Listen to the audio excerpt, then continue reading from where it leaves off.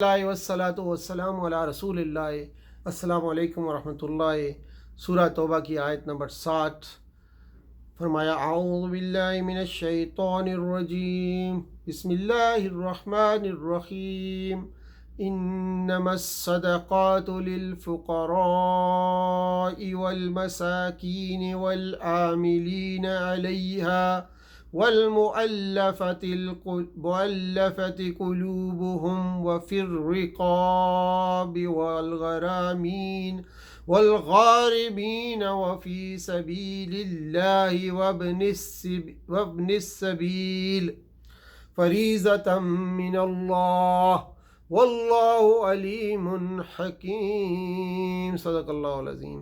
इससे पहली आयत में सदक़ात के बारे में रसूलुल्लाह सल्लल्लाहु अलैहि वसल्लम पर बाज़ मुनाफ़िकीन के एतराज़ात का ज़िक्र था, जिसमें उन्होंने आप सल्लल्लाहु अलैहि वसल्लम पर इल्ज़ाम लगाया था कि आप सल्लल्लाहु अलैहि वसल्लम माज़ अल्लाह सदक़ात की तक़सीम में इंसाफ़ नहीं फरमाते, जिसको जो चाहते हैं दे देते हैं।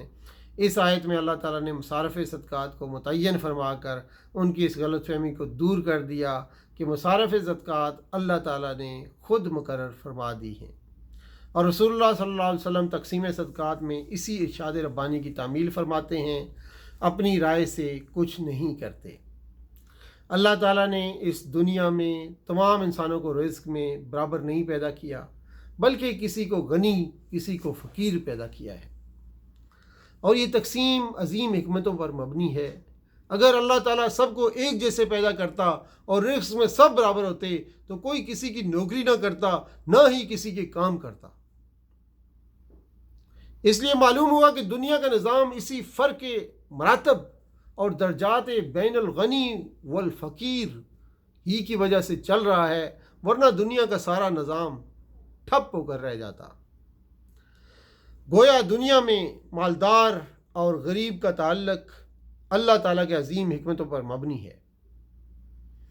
फिर अल्लाह ताला ने मालदारों के माल में गरीबों का एक मुअय्यन मिक़दार का हिस्सा रख दिया है, जो उन फ़ुक़रा का हक़ है।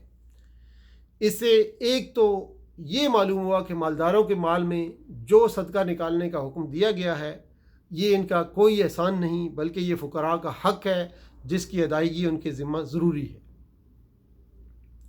दूसरा ये मालूम हुआ कि यह हक़ अल्लाह ताला के नज़दीक मुतय्यन है, ये नहीं कि जिसका जी चाहे जब चाहे इसमें कमी बेशी करे।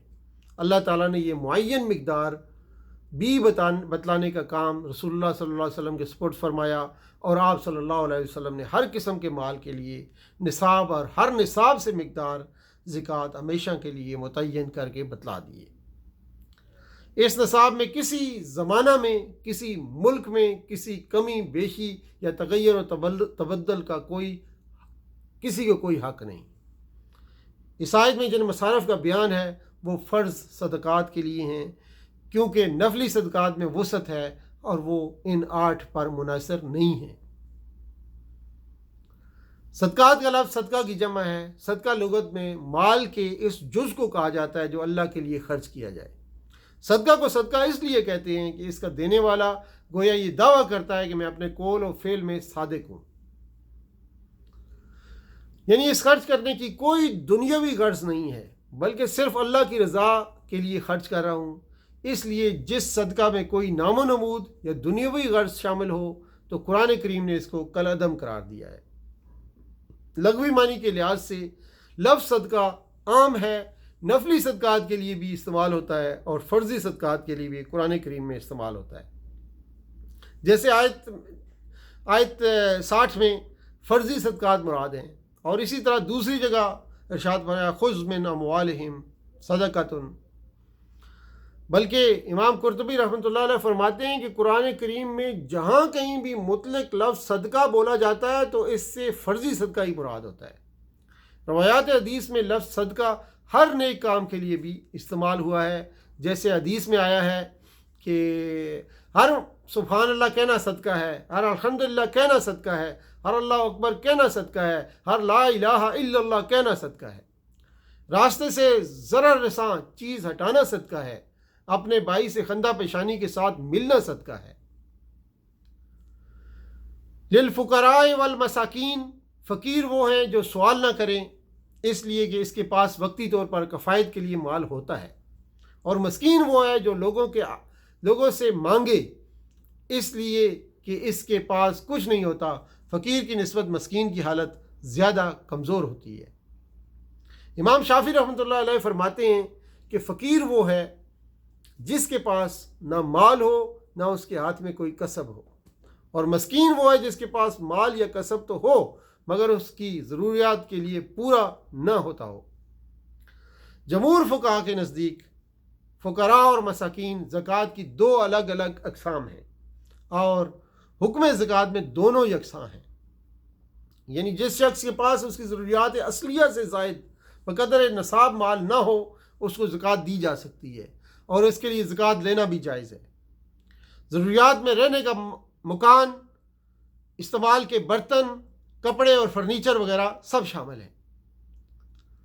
اسی طرح وہ شخص جس کے پاس تھوڑا سا سونا، کچھ چاندی، کچھ نقد پیسے ہیں تو وہ سب کی قیمت لگا کر اگر 52.5 تولہ چاندی کے برابر ہو جائے تو وہ بھی صاحب نصاب ہے، اس کو زکوٰۃ دینا اور لینا دونوں جائز نہیں۔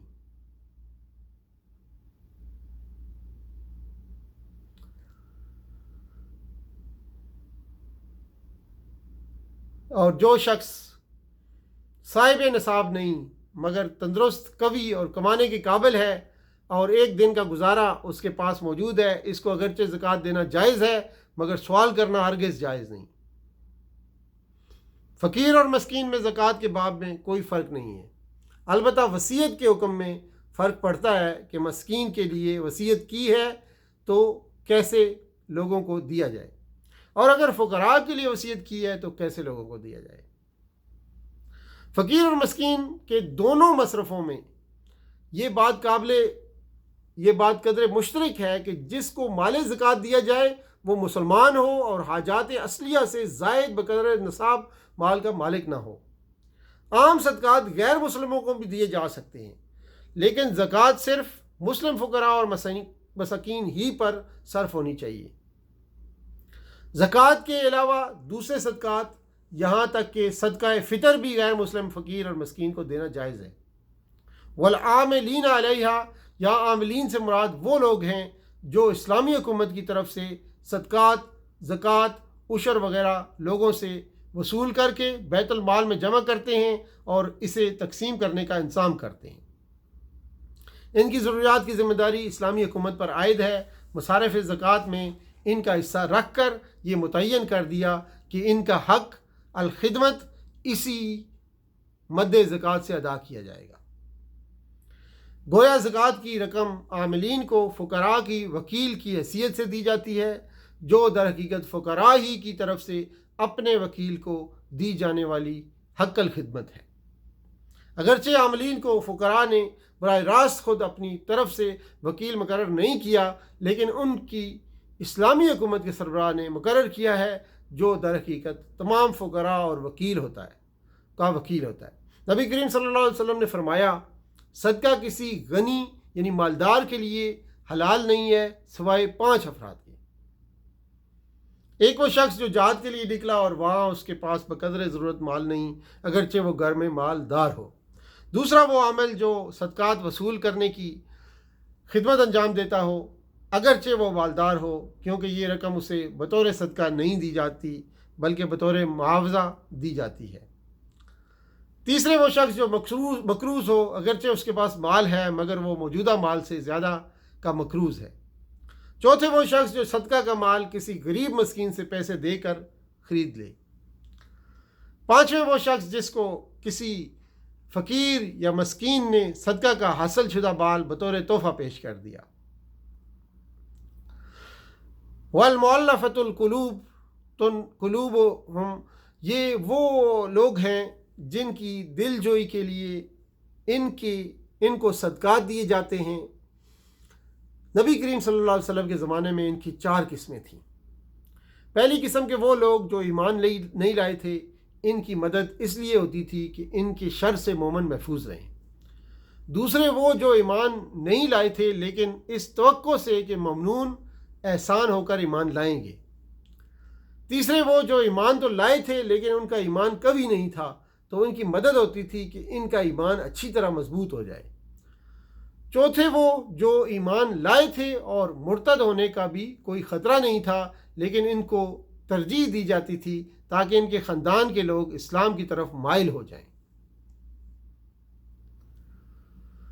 یہاں تک صدقات کے 8 مصارف ہیں، میں سے 4 کا بیان ہوا۔ ان چاروں کا حق حرف لام کے ساتھ بیان ہوا، للفقراء والمساکین۔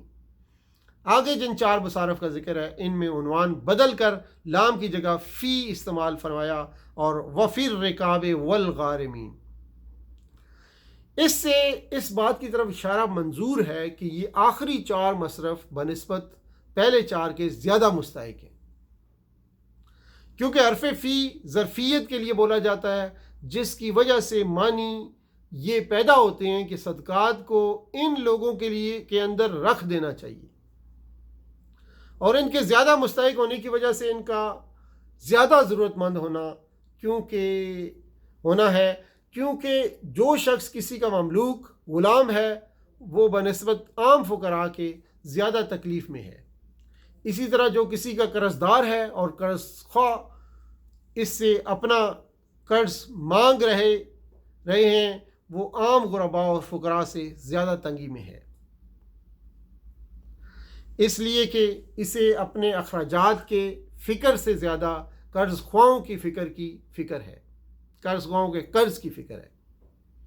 وفی الرکاب، رکاب یعنی رقبت ان کی جمع ہے، جس کے معنی ہے گردن۔ عرف میں اس شخص کو رقبہ کہا جاتا ہے جس کی گردن کسی دوسرے کی غلامی میں مقید ہو۔ اس سے وہ غلام مراد ہے جس کو مالک نے کہا ہو کہ تم اتنا مال لا کر دو تو تم آزاد ہو۔ قرآن و سنت کی اصطلاح میں اسے مکاتب کہا جاتا ہے۔ آیت مذکورہ میں رکاب سے مراد یہ ہے کہ اس شخص کو رقم زکوٰۃ میں سے حصہ دے کر اس کی گلو خلاصی میں امداد کی جائے۔ والغارمین، غارمین غارم کی جمع ہے جس کے معنی ہے مدیون یعنی قرضدار کے۔ مقروض کو زکوٰۃ دینے کے لیے شرط یہ ہے کہ اس کا قرض دار کے پاس اتنا مال نہ ہو جس سے وہ قرض ادا کر سکے۔ بعض فقہاء نے یہ بھی شرط لگائی ہے کہ یہ قرض اس نے کسی ناجائز کام کے لیے نہ لیا ہو، کیونکہ پھر اسے اس ناجائز کام کے لیے قرض دینا ناجائز ہے، جیسے شراب، بے حیائی، شادی غمی کی ناجائز رسمیں وغیرہ، تو ایسے قرض دار کو مد زکوٰۃ میں سے نہیں دیا جائے گا تاکہ اس کی معصیت اور اسراف کی حوصلہ افزائی نہ ہو۔ فی سبیل اللہ، یہاں پر حرف فی لایا گیا ہے، شاید یہ اشارہ کرنا منظور ہے کہ یہ مصرف پہلے سب مصارف سے افضل اور بہتر ہے، کیونکہ فی سبیل اللہ سے مراد وہ غازی اور مجاہد ہیں جس کے پاس اسلحہ اور جنگ کا ضروری سامان خریدنے کے لیے مال نہ ہو۔ وابن السبیل، سبیل کے معنی راستہ، اور ابن کا لفظ اصل میں تو بیٹے کے لیے استعمال ہوتا ہے، لیکن عربی محاورے میں ابن اور اب اور اخ وغیرہ کے الفاظ ان چیزوں کے لیے بھی بولے جاتے ہیں جن کا گہرا تعلق کسی سے ہو۔ اس محاورے کے مطابق ابن السبیل راہگیر اور مسافر کو کہا جاتا ہے، کیونکہ ان کا گہرا تعلق راستہ قطع کرنے اور منزل مقصود تک پہنچنے سے ہے۔ اس سے مراد وہ مسافر ہیں جس کے پاس سفر میں بقدر ضرورت مال نہ ہو، اگرچہ اس کے وطن میں اس کے پاس کتنا ہی مال کیوں نہ ہو۔ ایسے مسافر کو زکوٰۃ میں سے اتنا مال دیا جا سکتا ہے جس سے وہ اپنی سفر کی ضروریات پوری کر لے اور بخیریت اپنے وطن واپس چلا جائے۔